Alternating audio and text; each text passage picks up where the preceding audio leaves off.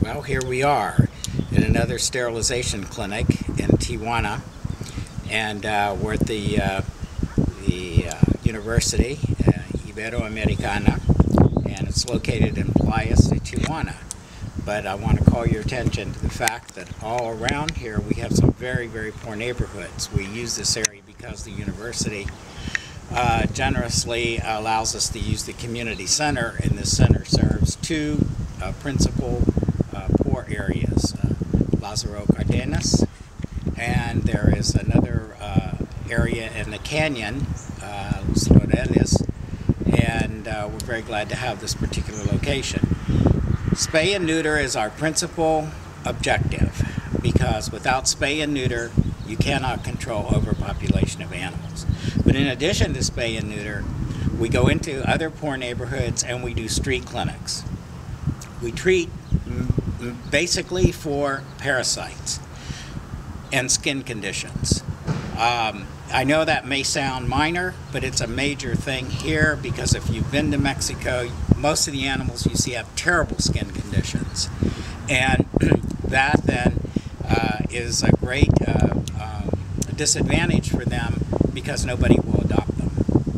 When we treat these animals for mange, for parasites, when they don't have horrible skin conditions, diarrhea, eye infections, the people see that these are really very nice animals, and they're more apt to take them in, give them a place, take them off the street. Even if they're not adopted by a person, sometimes they're adopted by the village or the neighborhood.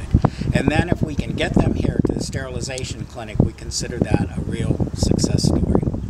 So again, our primary mission is spay and neuter, but as you can see, we're redefining street rescue through these street clinics. In addition, we're supporting about 8 individual rescuers who have large holdings of rescued animals, and they have them, and they try to get them adopted. We give them direct support, food, medications, some veterinary services, and certainly encourage them to bring those animals here for spay and neuter.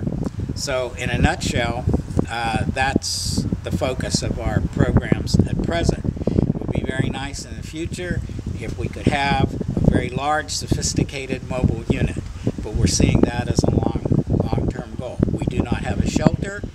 The reason for that is if we had a shelter, under the municipal laws, we would be under the direct supervision of the local pound. Now, I deliberately say pound because it's not a shelter by any stretch of the imagination, and we would prefer to have an independent operation.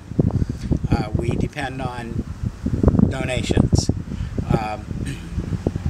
Our volunteers come from the United States and here in Mexico. Most of our financial support does come from the United States. But people here are very generous. Even the people who have very little, can barely put food on their table, will offer us what's called a cooperation. They want to put a few pesos in the bottle, as it were, in the jar when we do the street clinics. And we don't turn that down, because they in effect are participating, and we can teach them.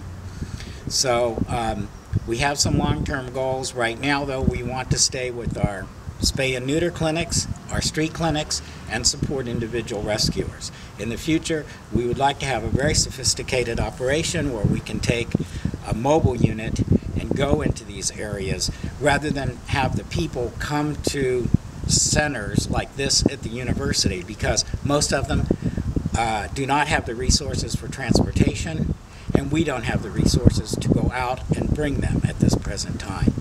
So today's a good example of a spay and neuter clinic here, and we hope that in the future we will continue to use this location, but we have about 6 other community centers throughout Tijuana.